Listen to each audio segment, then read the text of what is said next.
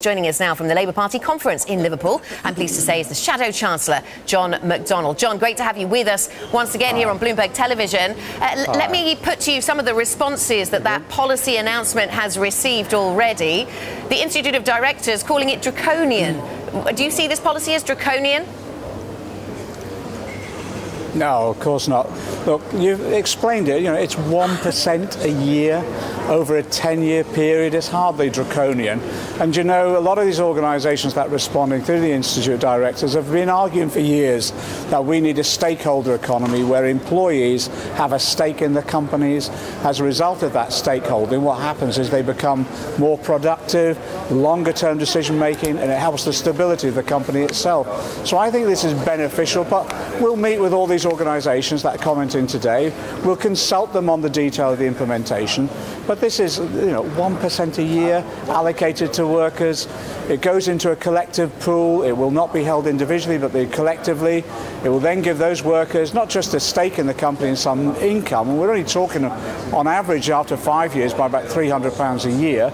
It also gives them a say in the company's direction, which I think most companies will welcome. And, if you look at other successful economies like Germany, they have 4 or 5 times the amount of companies that are owned totally by the workers themselves. So this is hardly a step that anyone should feel threatened by. In fact, they should be welcoming it.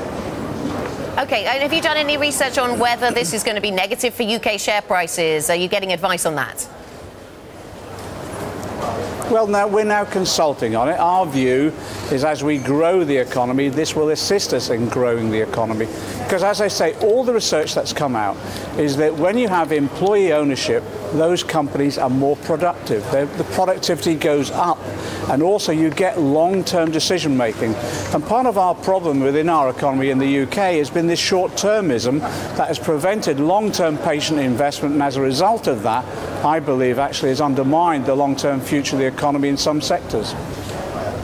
Let's talk about Brexit. I know that looms large on the agenda there. You'll be voting on some resolutions in conjunction to that. So you've said that if there is no election, you'll go with the people's vote. You'll back a people's vote. Does that apply just this year, or does that apply out to 2022 as well, John? Well, what we're saying is we'll see what the government comes back in the autumn, in November, what deal that they can bring back. We can't see that they'll bring back a deal that we can support. In fact, it's very difficult to see how they can get it through their own party, let alone Parliament itself. At that stage, we think there should be a general election, because then people can have a wider debate, but also they can determine the team that will then do the negotiations. So if we can't get a general election, we're keeping all the options on the table, including campaigning for a people's vote. But let's see what the government brings back. As I say, I can't see that they can get anything that will go through Parliament, and the Tory party itself now is ripping themselves apart on this. That's why there's an element of instability. I think the Conservatives have been reckless of the way they've handled this over the last 2 years, and I want a general election to hold them to account for their behaviour. So we know that you want a general election. That's your preferred option here, John. But if we do go to a people's vote, will you be pushing for a people's vote that includes the option to remain in the EU as close to the situation as it is now as possible? Well, we've said we will respect the referendum result that took place, but if we can't get a general election, we'll campaign for a people's vote, and in that people's vote, people will then have a decision, may be able to make a decision on the deal that the government has brought back.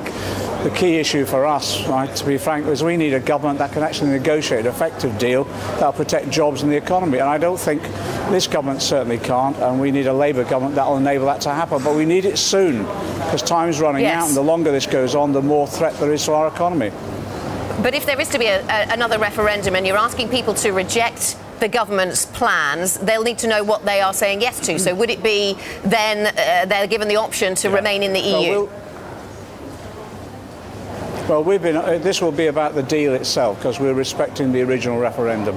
We've been putting forward our own proposals on what a deal would look like. maintenance of a customs union, a close relationship with the single market, some elements of reform as well. And I think our European partners are up for that negotiation.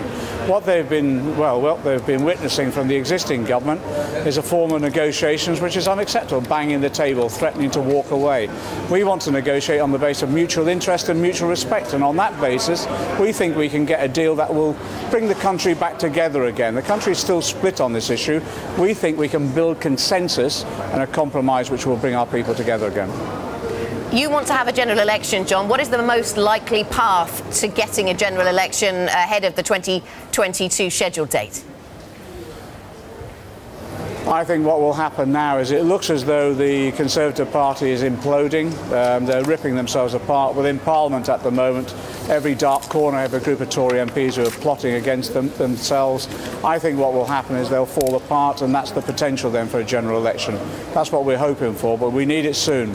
We need it soon because the damage to our economy gotten by this government continues, and it's not just the economy, it's our public services, our whole social fabric. And I think people want a discussion about that. They want to hold this government to account, and I think people want change, and they want radical change. OK, and you've said for some time that you need to be ready for an election whenever it comes, John.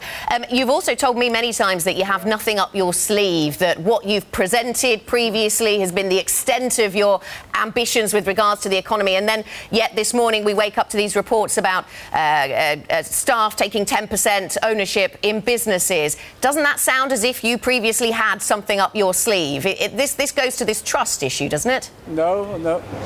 Yeah. No, what we've been saying is every policy that we develop will be completely open and transparent. There'll be full consultation, and we've said also if people have ideas in which we can achieve the same objective through a different route, that's fine, come and tell us about that. But when we go into the next election, all of our plans will be open, publicly available, transparent, and people can have confidence that we will adhere to that manifesto, its implementation when we go into government.